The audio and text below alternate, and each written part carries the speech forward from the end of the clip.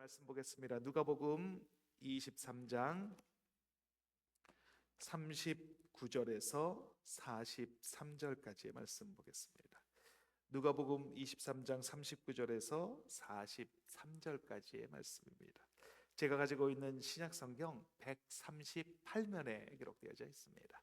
신약성경 138면에 기록되어져 있는 누가복음 23장 39절에서 43절까지의 말씀입니다. 우리 다 찾으신 줄 믿고 제가 먼저 한 절, 여러분이 한 절 이렇게 교독하며 읽겠습니다. 제가 먼저 읽겠습니다. 달린 행악자 중 하나는 비방하여 이르되 내가 그리스도가 아니냐 너와 우리를 구원하라 하되, 하나는 그 사슴을 꾸짖어 이르되 내가 동일한 정죄를 받고서도 하나님을 두려워하지 아니하느냐. 우리는 우리가 행한 일에 상당한 보응을 받는 것이니 이에 당연하거니와 이 사람이 행한 것은 옳지 않은 것이 없느니라 하고 이르되 예수여 당신의 나라에 임하실 때에 나를 기억하소서 하니, 같이 읽겠습니다. 예수께서 이르시되 내가 진실로 내게 이르노니 오늘 내가 나와 함께 낙원에 있으리라 하시리라. 아멘. 아멘. 오늘 말씀의 제목은 보상의 무게라는 제목으로 말씀의 은혜를 같이 나누도록 하겠습니다. C.S. 루이스라고 하는 사람이 쓴 영광의 무게라는 책에 나오는 내용입니다. 그 서문에 보면 이 보상에 관한 이야기를 하고 있습니다. 이 보상에는 세 가지 종류가 있다라고 그렇게 이야기를 합니다. 첫째는 하는 일과 상관없이 바라는 그런 보상입니다. 어떤 남자가 여자를 사랑하는데 그 여자의 돈을 보고 그 여자를 사랑한다고 하면 그 사람들은 속물이다 이렇게 이야기를 합니다. 돈은 사랑이라는 행위에 대해 자연스럽게 따라오는 그런 보상이 아니기 때문입니다. 두 번째는 합당한 보상이 있다라고 이야기를 합니다. 어떤 장군이 전쟁터에서 승리를 하기 위해서 정말 열심히 싸웠다라고 합시다. 그렇다면 훈장을 받게 됩니다. 그렇다면 그것은 합당한 보상이 되는 것입니다. 그런데 이 장군이 훈장을 받기 위해서 훈장의 목표를 두고 싸웠다라고 하면, 그렇다면 그는 속물이다라는 이야기를 듣게 된다는 것입니다. 전쟁에서 승리한 것은 사실입니다. 어떤 경우든 전쟁에서 승리했다면 그것은 사실입니다. 그런데 훈장을 받기 위해서 싸웠다면 속물이고, 승리를 위해서 싸웠다면 그 훈장은 합당한 보상이다 이렇게 이야기한다는 것입니다. 그리고 마지막 보상은 우리가 좀 생각해 보기를 원하는 그런 보상입니다. 이 세 번째 보상은 좀 복잡합니다. 어떤 어린아이가 셰익스피어의 시를 읽기 위해서 영어 공부를 했다라고 가정해 보겠습니다. 그리고 드디어 셰익스피어의 시를 읽고 그 시의 뜻을 음미하게 되었다면, 그렇다면 그것은 합당한 보상입니다. 그런데 이 아이는 셰익스피어의 시를 읽을 때까지 상당한 시간이 필요합니다. 이 아이는 중간에 포기하고 싶습니다. 그런데 영어 점수가 좋지 않으면 부모님에게 혼나기 때문에 영어 공부를 계속 해야만 했습니다. 그리고 공부를 하면 혹시나 좋은 대학에 들어갈 수 있지 않을까, 그리고 좋은 직장을 가질 수 있지 않을까라고 생각을 하게 되었습니다. 그래서 영어 공부를 열심히 하게 되었습니다. 그렇다면 이 아이는 엉뚱한 보상을 바라고 있는 속물 심리가 있다라는 것입니다. 그런데 우리가 하나님 나라를 바라보며 살아가는 것이 이 세 번째 보상과 유사하다라고 그렇게 말을 합니다. 처음엔 누구나 순수하게 하나님 나라를 바라보면서 살아갑니다. 그런데 그 중간에 엉뚱한 보상을 바라는 속물 심리가 생겨나게 되는 것입니다. 물질에 복을 주시지 않을까? 기적을 행하는 은사를 혹시 주시지 않을까? 또 기도에 응답해 주시지 않을까? 물론 하나님께서 우리의 삶의 보상을 해어 주십니다. 물질의 축복을 허락하시고 기적을 행하는 은사도 허락하시고 기도도 응답해 주십니다. 그런데 그것만을 바라보면서 살아가면 안 된다라고 말하고 있는 것입니다.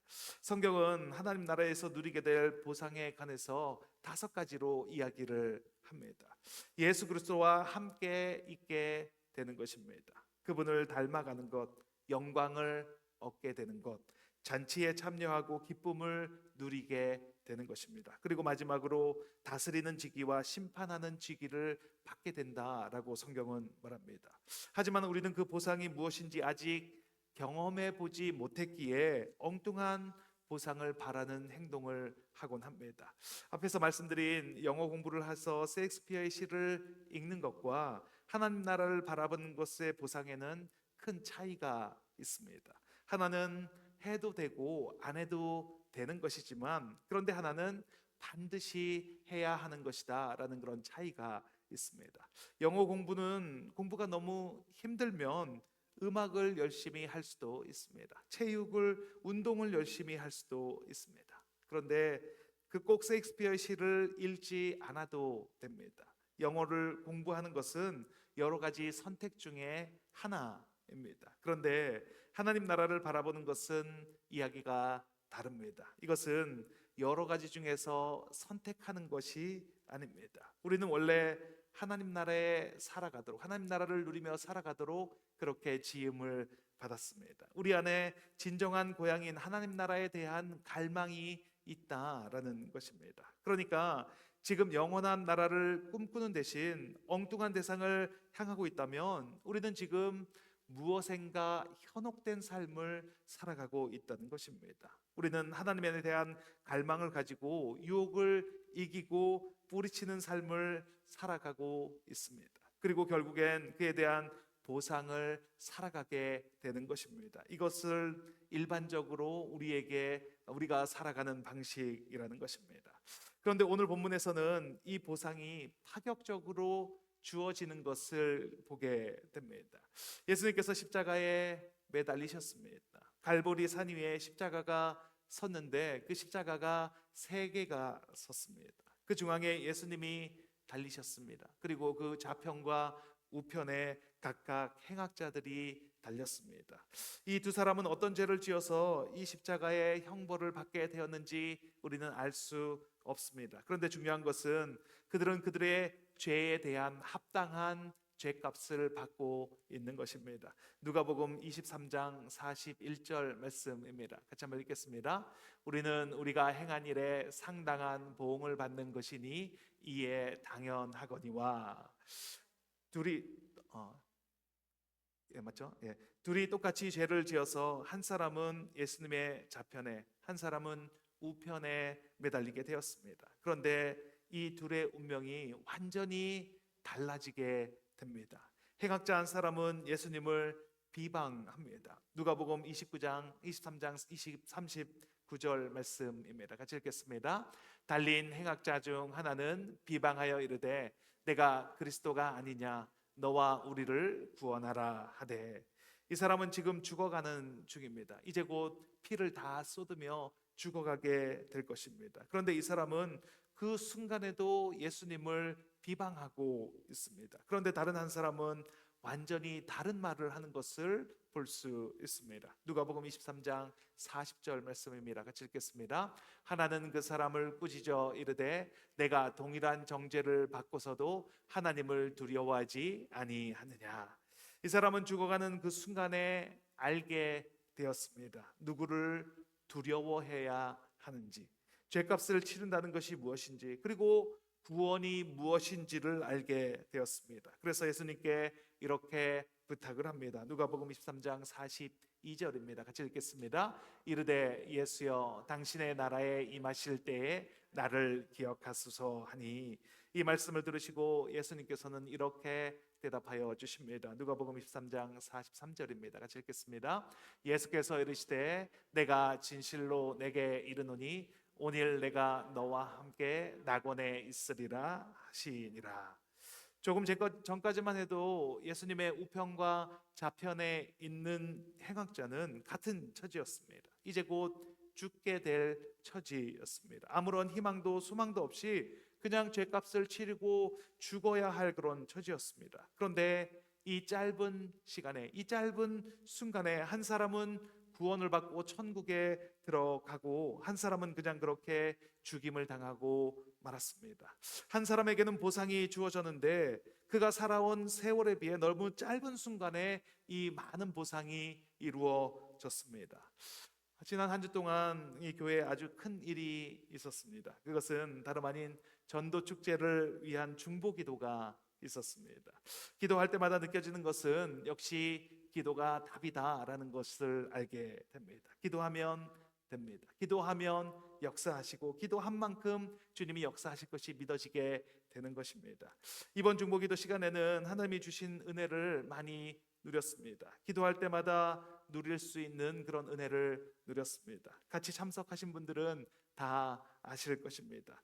그 중보기도의 말씀을 준비하면서 오늘 본문을 묵상하게 되었습니다. 아니, 어떻게 예수님 우편 강도는 그 짧은 시간에 보상을 받을 수 있었을까? 우리는 이렇게 오랫동안 예배하고 기도하고 헌신하고 봉사하는 삶을 사는데, 그런데도 어떤 때는 구원의 확신이 없는데 어떻게 우편 강도는 그런 복을 받을 수 있었을까? 여러분은 어떻게 생각하십니까? 왜 우편 강도는 그렇게 갑자기 천국에 가게 되었을까요? 오늘 이 말씀을 같이 나누기를 원합니다. 우편 강도가 보상을 받은 것을 살펴보면서 우리의 삶에 적용해 보는 시간을 갖도록 하겠습니다. 오늘 말씀을 통해서 구원의 확신과 이 땅에서도 하나님 나라를 누리며 살아가시는 저와 여러분이 되시길 예수님의 이름으로 축원드립니다. 첫째, 하나님은 우리가 회개할 때 보상해 주십니다. 같이 한번 읽겠습니다. 하나님은 우리가 회개할 때 보상해 주십니다. 가만히 생각해 보면 우리의 삶의 변화가 일어나는 것은 갑자기 일어나게 되어 있습니다. 물론 많은 고민과 그 진리를 쫓아가는 그런 구도자의 삶을 계속 살아왔지만, 그렇지만 변화가 일어나는 그 순간은 아주 짧은 순간에 변화가 일어나는 것을 볼 수 있습니다. 사도 바울이 그랬고, 삭개오, 마태, 니고데모, 성경에 있는 많은 인물들이 갑자기 회심을 하는 것을 볼 수가 있습니다. 그 중에 고넬료와 그 집에 있는 사람들도 갑자기 회심하는 사건을 겪게 됩니다. 사도행전 10장과 11장에 걸쳐서 이 고넬료의 이야기를 하고 있습니다. 백부장 고넬료는 의인입니다. 많은 사람이 그를 따르고 그는 하나님을 경외하는 유대인의 칭찬을 받는 그런 사람입니다. 기도 중에 천사의 지시를 받습니다. 요바에 있는 베드로를 청하라 라는 그런 지시를 받았습니다. 그리고 같은 시간에 요바에 있는 베드로도 환상을 보게 됩니다. 기도할 시간이 되어서 12시에 지붕으로 올라갔습니다. 환상 중에 보자기에 정결하지 않은 짐승들을 싸서 내려오는 것을 보게 됩니다. 그런데 하나님께서 음성을 통해 말씀하십니다. 그것을 먹으라 라고 말씀하십니다. 그렇게 세 번의 환상을 보고 그게 무슨 뜻인지 생각할 때 고넬료가 보낸 사람들이 그 집에 도착을 합니다. 베드로는 그들과 함께 고넬료의 집으로 갑니다. 그곳에 모인 사람들이 하나님의 말씀을 들을 준비를 하고 기다리고 있습니다. 베드로가 말씀을 전했습니다. 그때 성령이 말씀을 듣는 모든 사람에게 내렸다라고 말합니다. 사도행전 10장 44절 말씀입니다. 같이 읽겠습니다. 베드로가 이 말을 할 때에 성령이 말씀 듣는 모든 사람에게 내려오시니, 이 일은 다른 제자들을 불편하게 한 사건이 되었습니다. 어떻게 이방인들과 함께 떡을 먹고 함께 예배를 드릴 수 있냐라고 베드로를 나무랍니다. 이때 베드로가 그 상황을 설명해 줍니다. 이 일이 나의 뜻이 아니라 하나님의 뜻으로 일어나게 된 일이다. 우리도 우리와 똑같은 성령을 그들도 받았다, 이렇게 설명을 합니다. 그랬더니 다른 제자들이 이렇게 말을 합니다. 사도행전 11장 18절 말씀입니다. 같이 읽겠습니다. 그들이 이 말을 듣고 잠잠하여 하나님께 영광을 돌려 이르되, 그러면 하나님께서 이방인에게도 생명 얻는 회개를 주셨도다 하니라. 하나님이 이방인에게도 생명 얻는 회개를 주셨도다 이렇게 말을 합니다. 성령을 선물로 주셨는데 성령을 생명 얻는 회개다라고 그렇게 말을 합니다. 고넬료의 집에 있는 사람들에게도 구원은 갑자기 찾아왔습니다.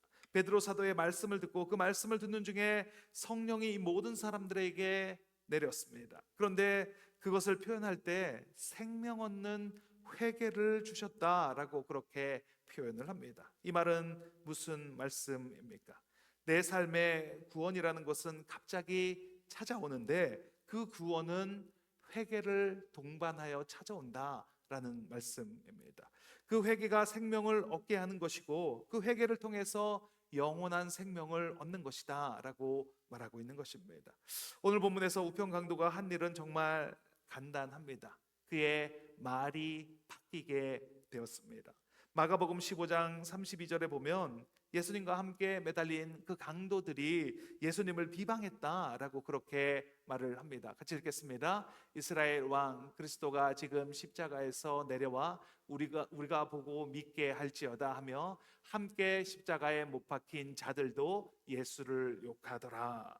조금 전까지만 해도 함께 예수님을 욕을 했습니다. 그랬던 그가 갑자기 말이 바뀌게 되었습니다. 내가 동일한 정죄를 받고서도 하나님을 두려워하지 않느냐?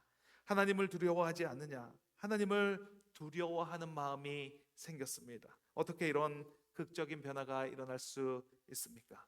이 회개한 행악자는 예수님과 함께 십자가를 지고 골고다 언덕을 올랐습니다. 올라오면서 가까운 거리에서 예수님을 보고 있었습니다. 자신은 두려움으로 십자가를 지고 올라갔습니다. 곧 죽음을 맞이해야 할 두려움, 불평하고 원망하며 그렇게 골고다 언덕을 오르고 있었습니다. 그런데 예수님을 보았을 때 예수님은 두려움보다는 엄숙함이, 불평과 원망보다는 평온함으로 그 골고다 언덕을 오르고 있습니다.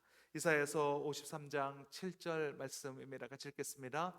그가 곤욕을 당하여 괴로울 때에도 그의 입을 열지 아니하였음이며 마치 도수장으로 끌려가는 어린 양과 털 깎는 자 앞에서 잠잠한 양같이 그의 입을 열지 아니하였도다.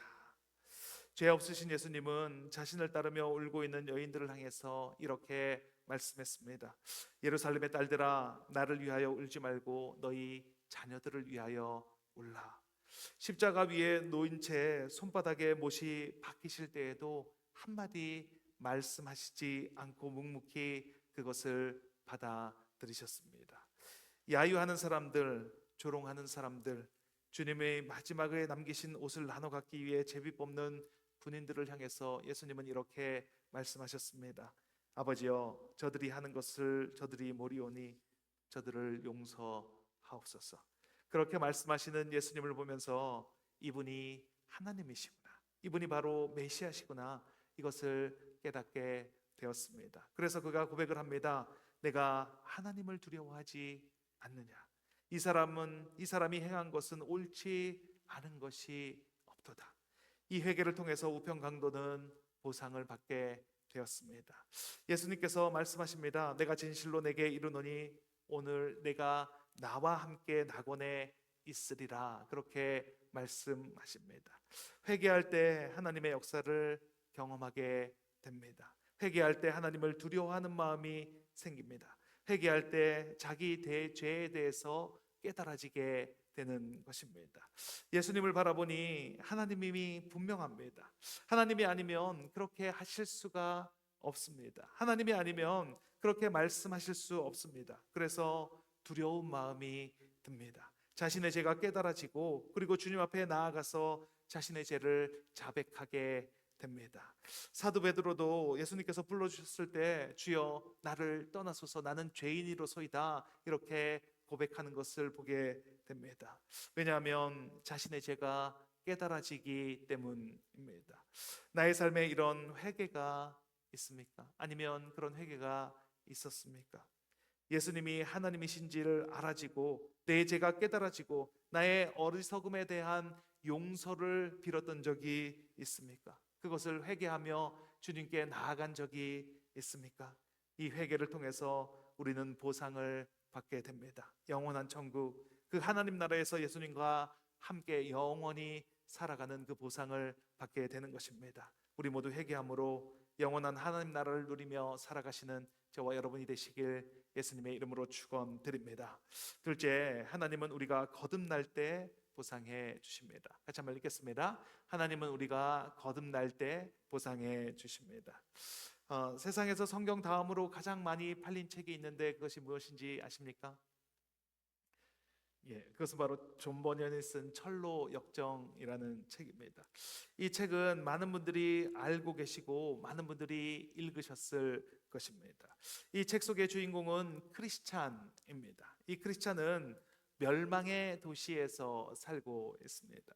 이 멸망의 도시는 언젠가 멸망하게 될 그런 도시입니다. 멸망하게 되어서 모두가 다 죽게 될 그런 도시입니다. 이 도시에서 살아가는 사람들은 그냥 그렇게 살아갑니다. 어제와 같이 오늘도 그리고 내일도 그렇게 살아가고 있습니다. 그런데 어느 날 믿음이라는 사람이 이 멸망의 도시를 떠나갔습니다. 그래서 크리스찬이 이 믿음의 짐을 정리하는 일을 맡게 되었습니다. 짐을 정리하던 크리스찬이 책을 하나 발견하게 되었습니다. 그리고 그 책을 읽게 되었습니다. 그 책을 읽는 순간 그동안 없었던 그 무거운 짐이 자신에게 생기는 것을 경험하게 됩니다. 멸망의 도시에서 그냥 살아갈 땐 아무런 짐이 없었습니다. 무거운 짐이 없이 그냥 잘 살아갈 수 있었습니다. 그런데 그 도시를 떠나간 믿음이라는 사람의 짐을 정리하다가 그 책을 발견하고 그 책을 읽는 순간부터 등에 무거운 짐이 지어지게 되었습니다. 우리가 세상 속에서 살아갈 땐 무거운 짐이 없습니다. 그런 생각도 하지 않습니다. 그냥 살아가는 대로 그냥 그렇게 살아갑니다. 그런데 진리를 알게 되자, 죄에 대해서 인식하게 되자 그때부터 무거운 짐이 생겨나는 것입니다. 요한복음 3장에 보면 니고데모가 밤중에 예수님을 찾아옵니다. 바리새인이고 유대인의 지도자인 그가 예수님을 찾아오는 것은 쉽지 않은 일입니다. 그런데 무엇인가가 니고데모를 예수님에게 가도록 만들었습니다. 그것이 무엇입니까? 그것은 니고데모가 예수님을 만나자마자 하는 질문에 그 정답이 들어 있습니다. 니고데모는 예수님을 만나자마자 고민하던 그 질문을 쏟아냅니다. 예수님은 하나님에게부터 온 사람인지 아닌지 그것을 고민하며 살았습니다. 그리고 이 많은 표적을 행하시는 걸 보니 하나님께로부터 온 사람이 맞다는 것을 결론을 내렸습니다. 나름대로 연구를 많이 하고 정보를 수집하고 예수님이 행하신 일들에 대해서 자료도 분석을 했습니다. 그리고 나름대로 결론을 내렸는데 이분은 하나님께로부터 온 분이 맞다는 결론을 내렸습니다. 하나님께로부터 오지 않으면 이런 표적을 행할 수가 없다라는 것입니다. 그때부터 니고데모가 죄의 무게를 인식하기 시작했습니다. 철로역정에서 크리스찬이 믿음의 물건을 정리하며 그 책을 볼 때 죄의 무게를 인식한 것 같이 니고데모도 그냥 살아갈 때는 몰랐습니다. 그런데 예수님이라는 분을 알게 되고 그분을 연구하고 분석하다가 보니까 명확하게 알게 되는 것이 있는데 이분은 하나님께로부터 온 분이구나, 이것을 알게 되었습니다. 그 순간 죄의 무게를 인식하기 시작합니다. 갈등이 시작됩니다. 자신이 알고 있던 상식이 흔들리게 됩니다. 자신이 살아온 삶의 확신이 흔들립니다. 삶의 균열이 생기기 시작합니다. 예수라는 분이 등장하고 그리고 그분을 조사하면서 그분의 행적을 추적하면서 자신의 신념에 균열이 가는 것을 경험하게 됩니다. 오늘 본문에서 우편 강도는 죄의 무게를 인식하기 시작합니다. 누가복음 23장 41절 말씀입니다. 같이 읽겠습니다. 우리는 우리가 행한 일에 상당한 보응을 받는 것이니 이에 당연하거니와, 우리는 죄값을 치르는 것이 당연하다는 것입니다. 그런데 좌편의 강도는 이렇게 말을 합니다. 누가복음 23장 39절 말씀입니다. 같이 읽겠습니다. 내가 그리스도가 아니냐, 너와 우리를 구원하라 하되, 자신이 죄를 지었는데 뻔뻔하게 나를 빨리 구원해내라 이러는 것입니다. 내가 그리스도가 아니냐, 그러면 빨리 나를 구원해라 라고 말을 합니다. 자신의 죄의 무게를 죽는 순간까지 인식하지 못합니다.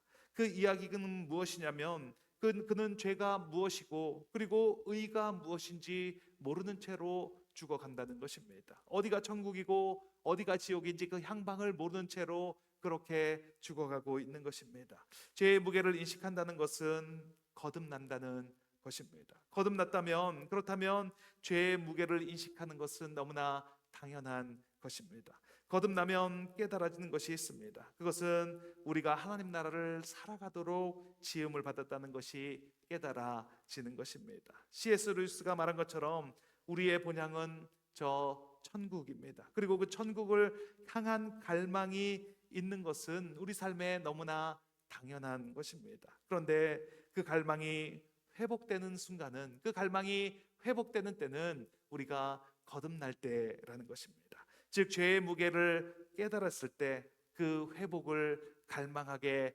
된다라는 것입니다.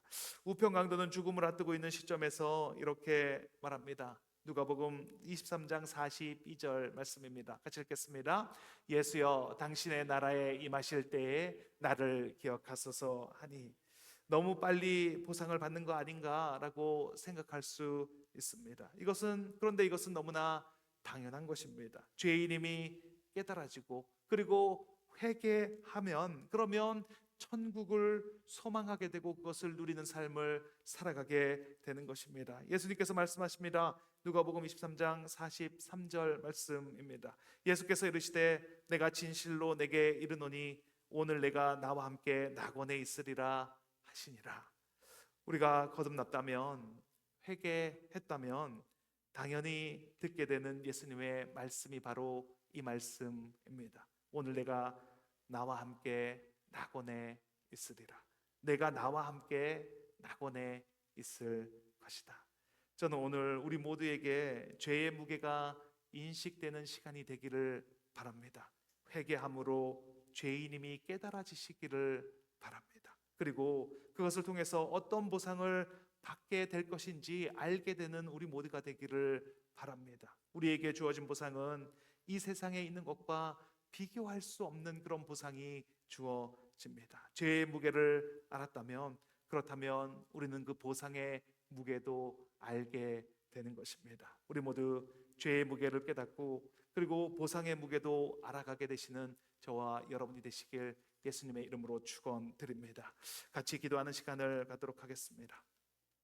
우리의 본향은 하나님 나라입니다. 우리는 그 천국을 갈망하며 살아가는 것이 너무나 당연합니다. 그런데 죄를 깨닫지 못함으로, 내가 죄인임을 고백하지 못함으로 엉뚱한 보상을 바라며 살아가고 있지는 않습니까? 거듭날 때 죄의 무게가 느껴질 때 우리는 알게 됩니다. 우리의 본향은 저 천국이구나. 내가 받을 보상이 거기에 있구나. 이 시간 기도하실 때 그 죄의 무게가 깨달아지는 은혜가 있게 하여 주시옵소서. 그래서 회개가 터져 나오게 하시고 그 회개를 통하여 거듭난 삶을 누리는 우리가 되게 하여 주시옵소서. 거듭난 자에게 주시는 은혜를 이 땅에서 누리는 우리가 되게 하여 주시옵소서. 기도하면 들어주신 주님께 주님 한번 해주시고 통성으로 기도하시겠습니다. 주여.